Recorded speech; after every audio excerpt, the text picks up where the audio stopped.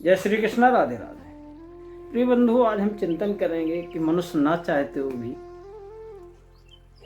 क्यों पाप करता है और पाप का फल भोगने के लिए अनेक प्रकार की नरकों में, जेल में और 84 लाख योनि में घूमता है।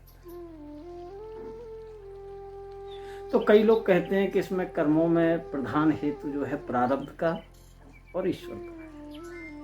तो ये मानना एक तरह का भ्रम है। क्यों? क्योंकि जो निरपेक्ष है, निर्विकार है, परम दयालु है, वो हमें इन कर्मों में क्यों लगाए? क्योंकि प्रभु की तो और शास्त्रों की स्वयं आज्ञा है कि सत्यम वद, धर्मम चर, मातृदेवो भव, पितृदेवो भव, सुराम न प्रवेद। तो अतः ये मानना कि ईश्वर पाप पुण्य कराते हैं, गलत।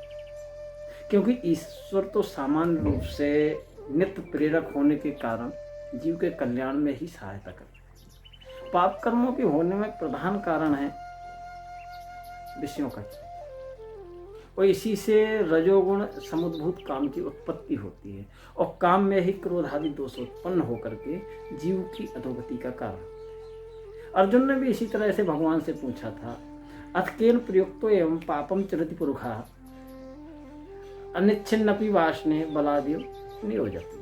हे कृष्ण, फिर पुरुष बलात् लगाए हुए की सदस्य ना चाहता हुए किससे प्रेरित होकर के पाप करता है?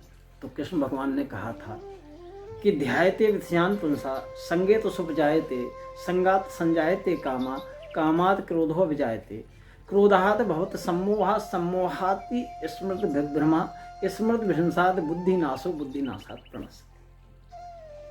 कोई भी पतन का कारण होता है विषयों का चिंतन, और जब विषयों का चिंतन करते करते किसी भी वस्तु में, पदार्थ में मनुष्य का आसक्ति हो जाती है, और आसक्ति से उसके अंदर कामना उत्पन्न होती है, एक दूसरे कनेक्ट है। सबसे पहले क्या है? उसका चिंतन करना, और चिंतन करते फिर उसको प्राप्त करने की कामना उत्पन्न होती है, और कामना से, अब कामना ही सबकी जड़ है। क्यों? कामात क्रोधो अभिजायते, काम से क्रोध उत्पन्न होता है। अब यहाँ पे थोड़ा देखेंगे कि कामना हुई, कामना में अगर हमें किसी वस्तु पदार्थ की आवश्यकता है, वो हमें प्राप्त नहीं होती, तब भी क्रोध होगा कि हमें ये क्यों नहीं प्राप्त हुई। और क्रोध से क्या है? क्रोधाद बहुत सम्मोहा, उससे क्या जुड़ा है? मोह। और मोह क्या है? मोह सकल व्याधन कर मूला, और तेहते पुनः उपजय सब सूला। और गीता में भगवान ने कहा है सम्मोहत स्मृति विभ्रमा, स्मृति का भ्रम हो जाता है, फिर वो अंधा हो जाता है, फिर उसे पता नहीं चलता हम क्या कर रहे हैं, क्या नहीं कर रहे हैं। मतलब वो बुद्धि, स्मृति विहिंसाद बुद्धि नाशो, तो उसकी बुद्धि खत्म हो गई, और बुद्धि नाशात प्रणश्यति। कृष्ण भगवान कहते हैं जैसे बुद्धि नष्ट होती है, न्याय अन्याय, अच्छे बुरे का, पाप पुण्य का, धर्म अधर्म का जब विवेक खत्म हो जाता है, तो मनुष्य का पतन हो जाता है। अब नहीं मिला तो क्रोध हुआ, तो क्रोध से फिर मोह, मोह से स्मृति विभ्रंश से बुद्धि नाश। अगर मिल गई, मिलने के बाद उसको समझो कि किसी ने नुकसान पहुंचा दिया, तो क्रोध, तो फिर वही क्रोधात् भवत सम्मोहात्, सम्मोहात् स्मृति विभ्रमा, स्मृति विभ्रंशात् बुद्धि नाशो, बुद्धि नाशात् प्रणश्यति। अगर मान के चलो वो नष्ट हो गई, तो भी क्रोध, ये चीज मेरी क्यों खत्म हो गई। कहने का आशय है कि कोई भी वस्तु प्राप्त होती है तो प्राप्त करने में भी नुकसान, मिल जाने में भी नुकसान, और खो जाने में।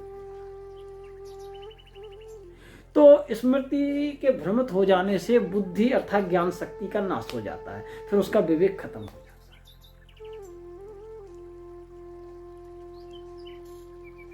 जैसे कि समझो कि एक किसी के साथ हम कार में बैठे, तो फिर हमारा उसके प्रति चिंतन हुआ, कितनी अच्छी कार है, ये ऐसी कार हमें भी लेना चाहिए। अब हमें लेना चाहिए, उसने कैसे भी ये पता नहीं, लेकिन हमें लेना है, तो फिर हम गलत तरीके से भी उसको प्राप्त करने की सोचें। चलो फिर हमें प्राप्त भी हो गई, अगर मान के चलो कहीं पंचर भी हो गई, तो क्रोध आएगा।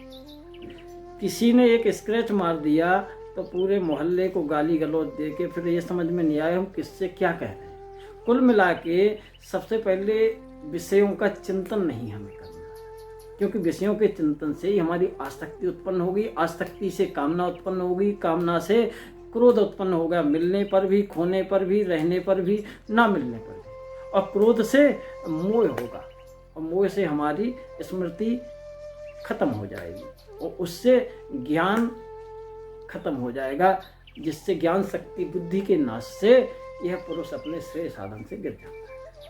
इससे यही बात सिद्ध होती है कि पाप कर्मों के होने में विषय चिंतन युक्त राग है, और चिंतन और स्फुरण जो होता है क्रियमाण के, नवीन कर्म के और नवीन संचित के अनुसार पहले होता है। अतः पापों से बचने के लिए नवीन शुभ कर्म करने की आवश्यकता है, क्योंकि पता है काम ये तो भगवान ने जो उत्तर दिया था, तो इसका तो मेन पॉइंट एक हो गया। दूसरा, काम ये क्रोध ये रजोगुण समुद्भवा महास्नो महापापमा विद्य एने में वैरण। हे अर्जुन, रजोगुण से उत्पन्न एक काम ही क्रोध है, और यही महाअसन अग्नि के सदृश है। मतलब इसको जितना, जैसे अग्नि में कुछ भी डालते जाओ उस सबको खत्म कर देगी, उसी तरह एक काम और क्रोध है। अब मनुष्य के मन में, इंद्रियों में, अहम में, विषयों में कामना का वास होता है, और कामना ही मनुष्य की व्याधि है और पतन का कारण है। तो अब इसे किससे करना है? ज्ञान रूपी तलवार से इसका भेदन करना चाहिए। मनुष्य के कर्म जो है वही बंधन का कारण बनते हैं, और अपने लिए करें, स्वार्थ से करें, कामना से करें, वही कर्म बंधन है, आफत है, भोग है। और अगर हम वही काम दूसरों के लिए करते हैं, तो निष्काम भाव से करते हैं, प्रेम से करते हैं, तो वही कर्म जो है हमारे मुक्ति का, आनंद का और योग का कारण बनते हैं। गीता में कहा है, दूसरों के लिए जो कर्म किया जाता है वही यज्ञ है।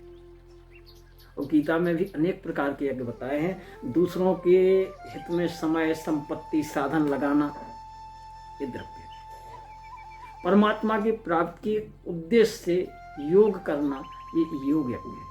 इंद्रियों का संयम करना, ये संयम यज्ञ है। और भगवान के शरण होना, ये भक्ति है। और शरीर से असंग हो जाना, अपने आप को जानना, ये ज्ञान यज्ञ है। और जो सारे यज्ञों में सर्वश्रेष्ठ है, क्योंकि इससे सब कर सकते हैं और इसमें कोई खर्चा भी नहीं है। ये मुक्ति का सीधा मार्ग है, सत्संग।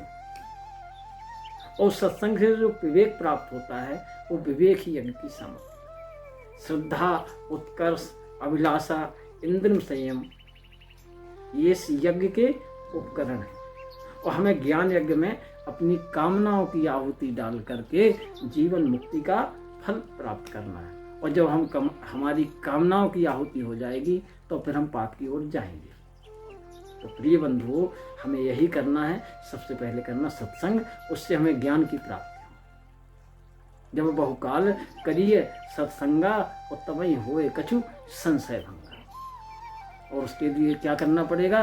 राम कथा सुंदर करतारी और संशय विहंग उड़ावनहारी। जो हमारे अंदर संशय है वो खत्म हो जाए सत्संग से, तो हमें ज्ञान की प्राप्ति। और ज्ञान जब प्राप्त हो गया है, तो कहा है ना, यश सर्वे समारंभा काम संकल्प वर्जता ज्ञानाग्नि दग्ध कर्माणि तमाहु पंडिता बुधा। ज्ञान रूपी अग्नि में हमारे सारे कर्म जो है जल जाएंगे, तो फिर हम आनंद ही आनंद। जय श्री कृष्ण। राधे।